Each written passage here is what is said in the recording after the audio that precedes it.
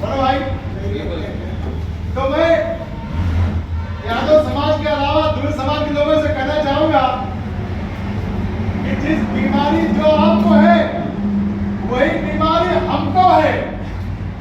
अब ये अलग बात है कि नई बहू जो ज्यादा समझदार होती है वो ससुराल में चाहे जितनी प्रताड़ित हो, चाहे जितनी पीड़ा उसको मिले, लेकिन अगर लड़की समझदार होती है तो ना अपने मायके वालों बताती है और ना अपने ससुरे वालों बताती है, बेचारी चुपचाप सहन करती रहती है।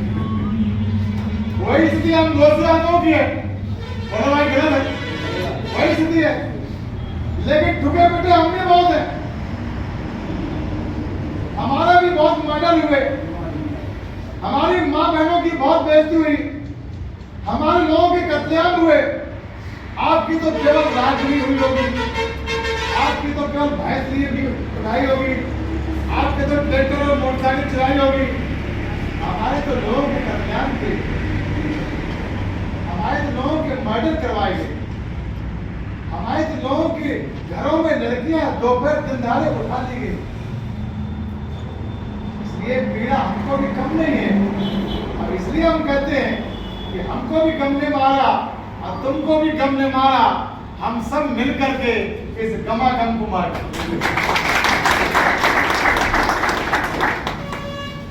बैकवर्ड के लोग बीजेपी में क्यों चले गए? ऐसे लोग बीजेपी में क्यों चले गए? कहां जाते हो? खूब कहा लोगों ने चुनाव के टाइम पे, खूब कहा ये साल घूम रहे हैं हमारा जानवर, सब फसल बर्बाद करे जा रहे हैं, इन्हें वोट ना दो। सफाइयों ने बहुत समझाया, लेकिन आदमी उसमें तो नहीं बोला, लेकिन बाद में बोला कि तुम भी तो साले ही हो।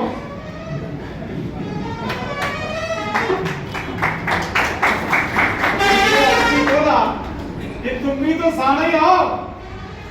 इन सालों को लठ मार करके हम अपने खेत से भगा देंगे और तुम सारे जब घुस जाओगे मेरे घर में तो तेजू अटल करें, तेजू मटर करें, तेजू लाइटिंग करें। इसलिए इन सालों से तो ये साल ठीक है। सर्वजन सुखाय पार्टी, सर्वजन सुखाय पार्टी ये विकल्प है बीच का।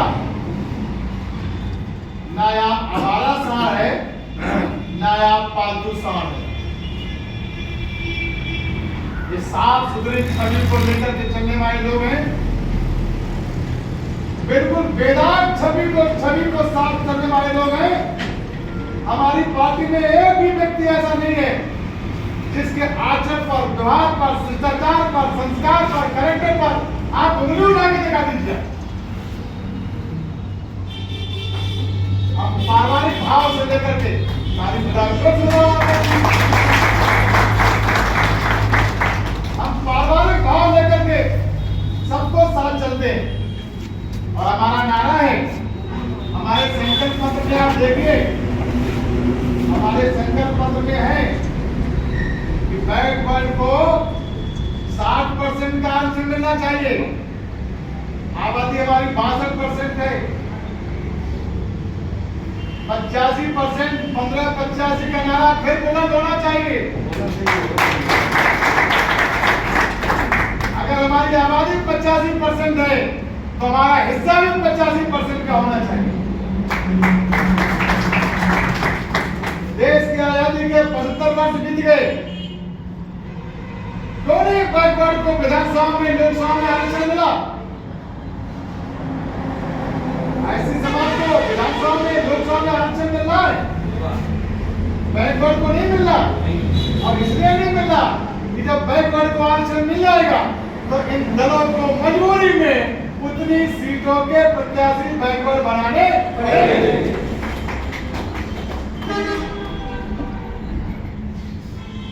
हमारी पार्टी का संकल्प पत्र में लिखा हुआ है, खासकर बातें बता रहा हूं। इस देश में जो मैं बात कर रहा था वही आज के अखबार में कि जरूरी नहीं है कि 1.5 लाख 2-2 लाख रुपए पेंशन दो सरकारी कर्मचारियों को। आप एक निश्चित अमाउंट कर दो, 30% का ही आप कर दो। आप पेंशन बुढ़ापे के गुजारा के लिए तो होनी चाहिए, नहीं बुढ़ापे में भी कुछ झगड़ा उड़ाओगे। मतलब भाई सरकारी कर्मचारियों को पेंशन, जो पेंशन मिले वो गुजारा भत्ता के रूप मिलनी चाहिए। और सरकारी कर्मचारियों के अलावा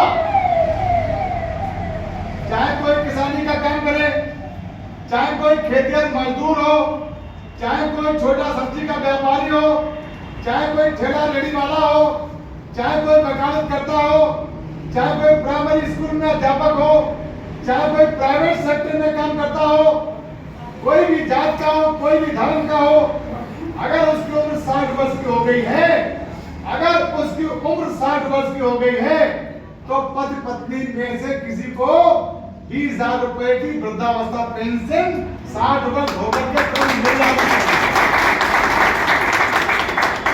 उसको तुरंत मिलनी चाहिए। आप लाखों लाखों करोड़ रुपए एनपीएस में डाल देते हो। टाटा बिरला अडानी को आप लाखों करोड़ रुपए के कर्ज को मुक्त कर देते हो, और आपके पास किसान को बिना ब्याज के कर्ज देने के लिए पैसा नहीं है। हमारी पार्टी का अपने संकल्प पत्र में है कि किसान को 3 वर्ष के लिए बिना ब्याज के केवाईसी के तहत पैसा दो। 3 वर्ष के लिए 5 लाख रुपया दे दीजिए, वो अपनी बिटिया की शादी करे, लड़का की शादी करे, पैसा खरीदे, कुछ भी करे, 3 साल में पैसा आपको वापस कर देगा।